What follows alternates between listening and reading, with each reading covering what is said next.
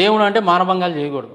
దేవుడు అంటే ఆడవాళ్ళు స్నానం చేస్తుంటే వాళ్ళ బట్టలు ఎత్తుకొని పోయి చెట్టు మీద కూర్చొని మీరు నగ్నంగా వచ్చి నీ 2 చేతులు ఎత్తి 2 చేతులతో నాకు దండం పెడితేనే మీ బట్టలు ఇస్తానని చెప్పి అలాంటి క్యారెక్టర్ ఉండదు దేవుడికి.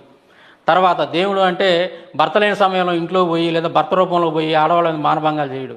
దేవుడు అని అంటే అందమైనటువంటి కిన్నెరలోని మనుషుల్లో మానవులు, కిన్నెరలు, గంధర్వులు ఇలాంటి అన్ని జాతుల్లో ఉన్నటువంటి అందమైనటువంటి ఆడపిల్లలను తీసుకొని వాళ్ళకి తెలియకుండా వాళ్ళని ఒక చేతబడి చేసినట్టు సమ్మోహనంగా చేసి వాళ్ళని తీసుకెళ్ళి వాళ్ళతో వ్యభిచారం చేయడు.